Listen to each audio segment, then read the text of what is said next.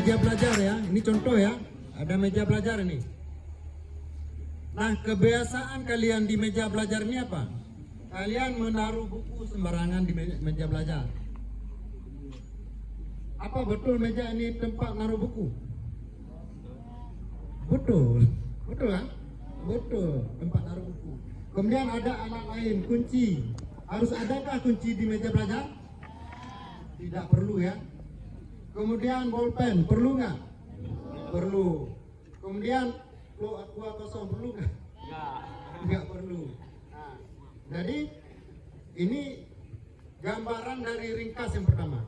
Yang tidak perlu, ya, yang tidak perlu, misalkan sampah tadi. Kalau ini kita anggap sebagai sampah, ini kita taruh di keranjang sampah. Kalau benda ini perlu nggak di meja belajar? Nggak perlu. Masih bisa dipakai? Kalau masih bisa dipakai, tetapi tidak harus di meja belajar, berarti kita simpan di tempatnya. Mungkin suatu saat kita bisa menggunakannya. Ya, demikian kira-kira. Kemudian coba kalian perhatikan di laci belajar kalian. Ini banyak kali sampah nih, seperti ini. Yang nggak perlu ya. Perlu nggak sampah di laci? Ini kadang-kadang habis jajan di kantin bawa masuk ruang, ya kan? Kemudian karena malas buangnya ke tong sampah, akhirnya masuk ke laci. Ya, biasa seperti itu kan? Nah, jadi ini kalau memang ini nggak perlu, taruh ke tong sampah. Ya, kita lihat lagi masih banyak nggak nih? Oh, rupanya banyak. Ya, banyak buang ke tong sampah. Oh, yang tadi ini nggak perlu, kita gudangkan. Nah, di saat kita gudangkan, ini di gudang juga harus pengaturannya ya rapi. Di mana posisi mic ini, di mana posisi korek, ya harus rapi juga di gudang.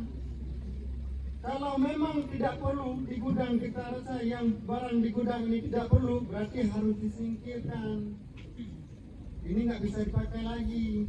Ini sudah akhir, harus disingkirkan. Berarti kembali lagi ke tong sampah seperti itu. Ya. Gudang juga harus bersih. Gudang juga harus bersih. Nah, kita peragakan tadi sampahnya sudah kita buang ke tong sampah. Diringkas ya, ringkas. Nah, semua alat yang ada di meja ini kita letakkan di tempat lain dulu. Ya, kita letakkan di tempat lain dulu. Kemudian rapi, ya, rapi dan resik. Untuk rapi itu perlu resik. Apa resik? Bersih ya kan? Nah, meja kita lap sampai bersih. Kita bersihkan sampai kaki-kakinya kita lihat, ya, dibersihkan. Kemudian untuk rapinya, tadi yang perlu di meja apa? Buku kan? Buku. Nah, bukunya jangan sembarangan taruh juga. Berarti di mana posisi letak buku di meja? Coba diperhatikan. Nah, kita susun ya, kita susun. Kemudian kita letakkan pas di sudutnya. Rapi nggak? Rapi ya. Nah, kemudian bolpen. Ini bolpen, ya. Bolpen berarti di samping buku. Ya, rapi kan? Rapi. Nah, budaya ini yang 5R tadi, 3 dulu kita terapkan. Ringkas, rapi dan resik. 3 dulu kita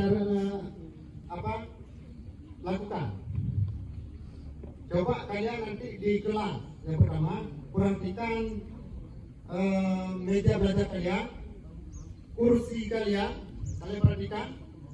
Kalian bersihkan, kalian taruh peralatannya yang perlu, yang tidak perlu jangan ditaruh di meja dan di laci.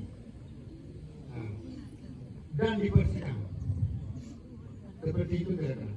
Kemudian di bengkel, peralatan bengkel juga demikian. Ya, diringkas dulu. Yang tidak perlu, misalkan ini gergaji yang sudah patah, berarti ini sudah nggak bisa lagi. kemana? Tong sampah, ya kan? Kemudian diatur kuncinya yang rapi. Nanti di saat kita menggunakan kunci, letakkan kembali di saat habis kita memakai kunci itu, letakkan kembali di posisinya. Nah, ini kalau kita sudah meletakkan di posisinya, berarti kita sudah masuk ke 4 setelah resik. Rawat. Rawat ini perlu setiap saat kita masuk bengkel, kita bersihkan, kita jaga. Kemudian kita tempelkan labelnya, ini kunci apa, ini obeng, kita tempel labelnya, ya. Kemudian rajin ini, setiap kali kalian masuk bengkel bertanggung jawab, ini kunci sudah kotor, bersihkan. Ini letaknya sudah tidak bagus, sudah berserakan lagi, dirapikan kembali. Ini rajin.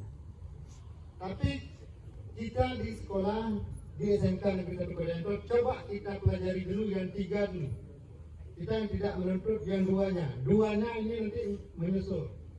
Kalau yang ketiga ini ringkas, rapi dan resik sudah bisa dijalankan, yang kedua nanti bisa menyusul. Nah, siswa sekalian yang kami banggakan, kira-kira bisa memahami nggak apa yang kami sampaikan tadi? Bisa. Bisa kita terapkan nggak di sekolah kita? Ya. Mudah-mudahan nanti sekolah kita nampak rapi dan bagus sesuai dengan tema kita di Kaizen 5S atau 5R, ya. Suasana SMK itu perlu dirubah sekarang. SMK dan PAUD itu perlu dirubah dengan kita terapkan 5R tadi. Dulu pas masuk rupanya sampah sembarangan. Nanti dengan setelah kita terapkan 5R ini, tidak ada lagi sampah yang sembarangan. Ya. Habis jajan, habis makan, coba kita ambil sama-sama, buang sama-sama. Jangan sampai guru lewat depan kalian sampahnya berserakan, guru yang memungut sampah. Jangan sampai demikian. Ada nggak demikian? Ada.